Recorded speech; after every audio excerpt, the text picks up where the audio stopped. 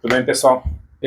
Quando a gente trata de alguns dispositivos aí para fazer movimento, como motores, tá? Se você trabalha aí, tá utilizando Arduino, tá fazendo robótica, tá fazendo pequenas automações, você vai se deparar com alguns tipos de motores. Na indústria, normalmente, se trabalha com motor de corrente alternada, normalmente trifásico, né? Em poucos casos monofásicos, em aplicações aí mais domésticas, os monofásicos, tá? São todos motores de corrente alternada.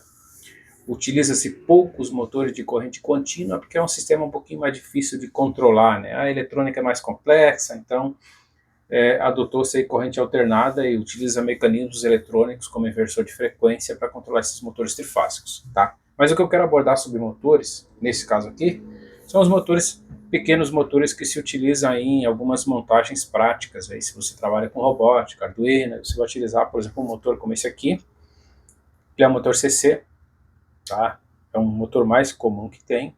Então ele tem um determinado torque, uma determinada alimentação e você não tem muito controle com ele, a não ser que você faça um circuitinho eletrônico, controlar a velocidade e torque. Depois a gente tem um servomotor, tá? Esse provavelmente você deve ter visto, já em algumas aplicações aí, e esse tipo de motor se utiliza um mecanismo de controle um pouquinho diferente do motor CC. Então, trabalha com a frequência fixa e modulação por largura de pulso para alterar o ângulo dele. O motor tem um pouco mais de precisão. Tá? São dois tipos de motores. E aí temos um motor de passo. Aí, se você já viu falar em impressora 3D, em CNC router, tá? Então você vai ver muito aplicação desse tipo de motor aqui, tá? Que é um motor um pouco mais barato que o servo industrial, né? O servo motor industrial é um motor de precisão, mas apesar de ele ser um motor um pouco mais barato, ele carrega com ele um driver, tá?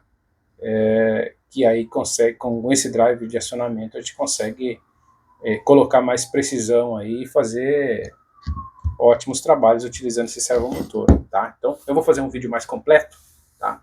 E você aproveita o link aí, acompanha o vídeo. Se não está inscrito nesse meu canal, aí se inscreve, que cada vez que eu coloco algum conteúdo interessante, aí você vai conseguir acompanhar. Então, bora lá pro vídeo.